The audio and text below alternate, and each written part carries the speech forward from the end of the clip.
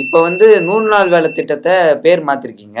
எதனால பேர் மாத்துனீங்க சொல்லுங்க பார்க்கலாம். ஏங்க ஒரு பேர் மாத்துன ஒரு குத்தமா? திட்டங்கள் அந்த திட்டத்தை நாங்க அப்படியே டோட்டலா சேஞ்ச் பண்ணியிருக்கோம். அதனால அந்த பேர் மாத்திருக்கோம்.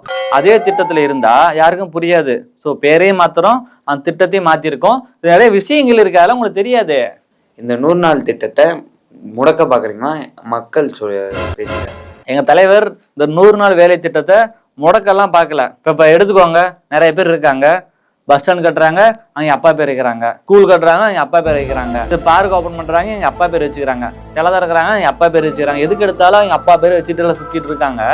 அவங்களெல்லாம் கேட்கறது இல்ல. நம்ம திட்டம் பேர் மாத்தன்னு கேட்கணுமா? அப்பா பேர். ஓ, அந்த அப்பாவா? ஏன் தெரியாதா? எதுக்கு எடுத்தாலும் அப்பா பேரதே வைப்பாரு அவரு. நாங்க சும்மா திட்டத்துக்கு பேர் மாத்தினதுக்கு என்ன குதிக்கிறாரு. நாங்க என்ன பண்ணோம்? மகாத்மா காந்தி 100 நாள் வேலை திட்டம் அப்படின்னு இருந்துச்சு. அந்த திட்டத்தை விக்ஷித் ஜி ராம்ஜி அப்படின்னு பேர் மாத்திருக்கோம். அவ்வளவுதான். திட்டத்தை செயல்படுத்துறீங்களோ இல்லையா, பேர் அதிகமா மாத்திட்டு இருக்கீங்க. என்ன உங்க தலைவர் பாத்தீங்கன்னா ஒரு 30க்கும் மேற்பட்ட திட்டத்தோட பேர்ல எங்க தலைவர் மாத்திருக்காரு. ஒன்றிய அரசுனா நாங்க தான் ராஜா, நாங்க வைக்கிறதா சட்டம். பாத்தீங்கன்னா ஜஸ்ட் எடுத்துக்கிறோம் பாருங்க. ஒரு சில எக்ஸாம்பிள் சொல்றேன் கேளுங்க. மகளிர் இட ஒதுக்கீடு சட்டம் ஒன்று வந்துச்சு. அதை நாங்க என்ன பண்ணோம்? நாரி சக்தி வந்தன் சட்டம் அப்படின்னு மாத்திட்டோம். ராஜீவ் காந்தி கிராமின் வித்யூ எனக்கு ராஜீவ் காந்தி கிராமின் வித்யுதிகரன் யோஜனா அப்படின்னு ஒரு திட்டம் வந்துச்சு. அந்த திட்டத்தை என்ன மாத்தணும்? நாங்க தீன்தயாள் உபாத்யாய கிராம் ஜோதி யோஜனா அப்படின்னு மாத்திட்டோம். இந்திரா ஆவாஸ் யோஜனா திட்டம் அதை வந்து பிரதான் மந்திரி ஆவாஸ் யோஜனா அப்படின்னு மாத்திட்டோம்.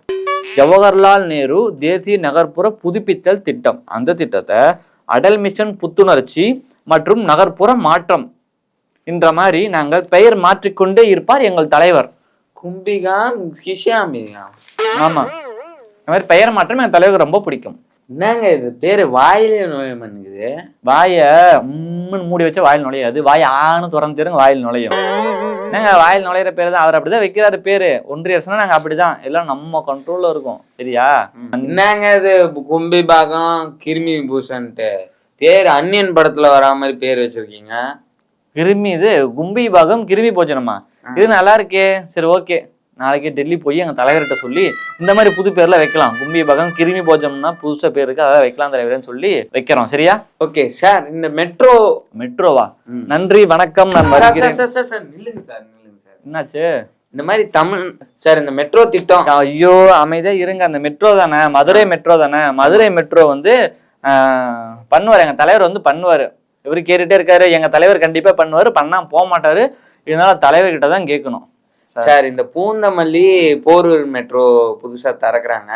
அதுக்கு வந்து தமிழ்நாட்டுல உங்க பிரதமர் வருகை தரேன்னு இருக்காரு. ஓ, அந்த விஷயமா? நான் கூட மதுரை மெட்ரோ கேக்குறீங்களான்னு பயந்துட்டேன். ஏன்னா அது ஒரு பிரச்சனை போய்கிட்டு இருக்குதுல்ல. அப்படியா? ஒரு மெட்ரோ வேணும்னு இங்க சொல்றாங்க. மத்திய அரசு சரி, மாநில அரசு மெட்ரோ வேணும்ன்றாங்க. நம்ம ஒன்றிய அரசு மெட்ரோ தர முடியாதுன்னு சொல்றாங்க. சரி, என்ன கதைன்னு தெரியல. ஆமா, அவரு இந்த பூந்தமல்லி போரூர் மெட்ரோ திறப்பு விழாவுக்கு வருவாருன்னு நினைக்கிறேன். கண்டிப்பா வருவாரு.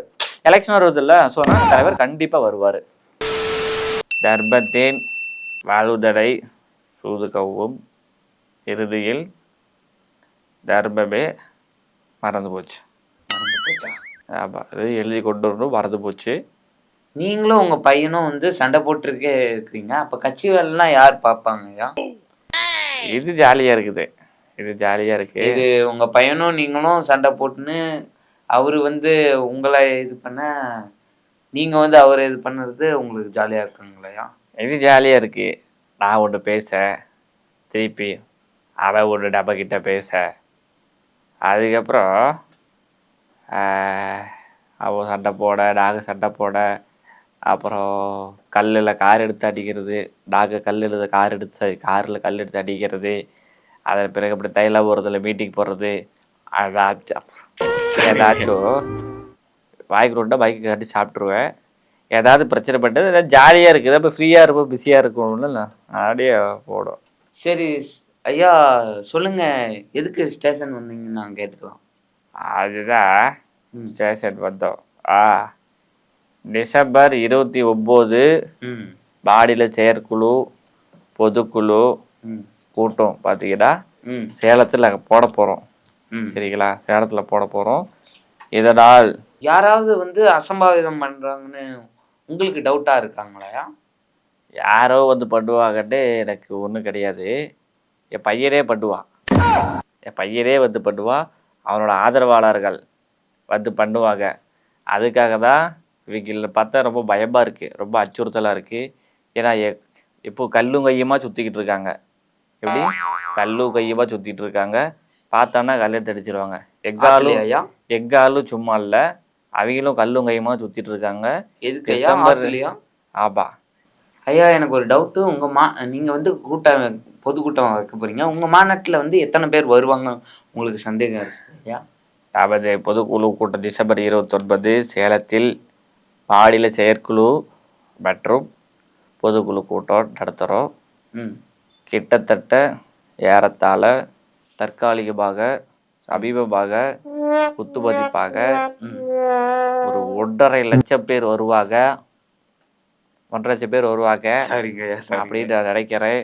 ஐயா, 1 லட்சமா? 1 லட்சம் பேர் வருவாங்க ஐயா. வர்றது 10 பேர் தான். கேவலமா பார்க்கறாங்க. சொல்லுங்க ஐயா, எனக்கு ஒரு டவுட்டு. வர்றது 10 பேர் தான், அதுவும் நீங்க வந்து ஒருத்தனை மாதிரி நீக்கி வச்சிட்டீங்க. அவர் கழகத்திற்கு முரண்பாடாக செயல்படுகிறார். ஜிகே படி அவரை கட்சியை விட்டு தூக்கிட்டோம். ஏடா ஜிகே படி தப்பாக செயல்படுகிறார்கள். கூட்டத்தை கூட்டி அப்பா மகனுக்குள்ள முரண்பாடாக செயல்படுகிறார். அதனால் அவர் கொஞ்ச காலம் பாமகவுக்கு தலைவராக இருந்தது ஓகேதான். அதன் பிறகு நிறையா பொறுப்புல இருந்தார். இப்போ கட்சி விட்டு விலக்கி விட்டோம். ஜிகே மணிய அடிப்படை உறுப்பினர் பதவி முதற்கொண்டும் அவரை விலக்கியாச்சு. ஐயா, எனக்கு ஒரு டவுட்டு. இப்போ வந்து நீங்க எல்லாரையும் நீக்கிட்டீங்க, உங்க பையனும் நீக்கிட்டீங்க, கட்சியில் இருக்க எல்லாருமே நிற்கிறீங்க. அப்போ யார் தானே அவங்க இதுக்கு வருவா? என் கட்சியில் என் மகள் இருக்கா. என் மகள் எல்லாத்தையும் பார்த்துக்குவா. என் மகள் கையில் எல்லாத்தையும் பொறுப்பி கொடுத்துட்டேன். ஸோ அவள் கட்சி வழி நடத்துவா. சரிங்க ஐயா, ரொம்ப நன்றிங்க ஐயா. சரிங்க ஐயா, நான் போயிட்டேன். எல்லாம் முடிஞ்சதா? கிளம்பலாமா? இல்லை, இன்னும் கேள்வி இருக்கு. சரி, ஓகே. 100 நாள் வேலை திட்டத்தை வந்து பேர் வந்து விக்ஷித் ராம்ஜி ஜி பாரத் பேர் மாத்திருக்காங்க. அது அப்படி இல்லைங்க, விக்ஷித் பாரத் ஜி ராம்ஜி அப்படின்னு பேர் மாத்திருக்காரு எங்க தலைவர். சரி விடுங்க, அப்படியே இருந்துட்டு போட்டோம். அந்த பேர் வந்து மாத்திருக்காங்க. இதனால மக்களுக்கு என்ன பிளஸ் இருக்கு மைனஸ் இருக்குன்னு ஃபுல் டீட்டெயில்ஸ்லாம் சொல்லுங்க. தெரியாத மக்கள்லாம் தெரிஞ்சுக்கிட்டோன்னு கேட்குறீங்க. எங்களுக்கும் புரிஞ்சு ஒரு சில வருஷங்கள் ஆச்சு. இருந்தாலும் பார்த்தீங்கன்னா ஒரு பேப்பரோட வந்திருக்கேன். டீட்டெயிலாக கண்டிப்பாக தெரிஞ்சுட்டு போங்க. மக்கள் தெரிஞ்சுக்கணும். ஏன்னா யார் தப்பு பண்றா, மத்திய அரசு தப்பு பண்ணுதா மாநில அரசு தப்பு பண்ணுதான்னு தெரிஞ்சுக்கணும். அதனால பேப்பரா வச்சிருக்கீங்க. ஆமா. அதாவது இதுக்கு முன்னாடி நம்ம நாட்டுல அனைத்து கிராமப்புறத்துலயும் வேலை இருந்துச்சு, ஓகேவா? இப்போ வந்து ஒன்றிய அரசு வந்து ஒரு கிராம பகுதியை அறிவிக்கும், அங்கதான் வேலை நடக்கும், சரியா? இதுக்கு முன்னாடி இப்படி இருந்துச்சுன்னா அனைத்து கிராம பகுதி எல்லா கிராம பகுதியிலும் வேலை இருந்துச்சு. ஆனா இப்போ ஒரு சில கிராம பகுதியில ஒன்றிய அரசோட கிராம பகுதியை பத்தியா அங்க மட்டும் தான் வேலைகள் நடக்கும், ஓகேவா? இது ஒன்று. ஏன்னா நிறைய பேர் ஏமாத்துவாங்க. ஆமா, ஏமாத்துவாங்க. உங்களை விடவா ஏமாத்துவாங்க? ஆமா. யார் என்ன சொல்லிருக்கீங்க? இல்ல அது இல்ல ஒண்ணு. அதுக்கப்புறம் பாத்தீங்கன்னா 15 நாளைக்கு வேலை தான் ஒர்க். அதுக்கு தான் தகுந்த மாதிரி ஃபர்ஸ்ட் ஒரு நிதி கொடுப்பாங்க. ஒரு 15 நாள் வேலை செய்யறோம்னா அதுக்கு தகுந்த மாதிரி நிதி கொடுப்பாங்க, ஓகேங்களா? ஆனா இப்போ ஒரு குறிப்பிட்ட நிதியை மட்டும் என்ன பண்ணுவாங்க, குறிப்பிட்ட நிதியை மட்டும் ஒன்றிய அரசு கொடுப்பாங்க. ஒன்றிய அரசு எங்க தலைவர் அங்க வந்து கொடுப்பாங்க, சரியா? அதுக்கு மேல எக்ஸ்ட்ரா செலவானா யார் பார்க்கணும்? அது இங்க மாநில அரசு தான் ஏத்துக்கணும், ஓகேவா? ஏன்னா எக்ஸ்ட்ரா காசெல்லாம் போட்டு ஏமாத்திடுவாங்க. ஸோ அதனால இந்த ஒரு திட்டம் இதுல போட்டிருக்கு, ஓகேவா?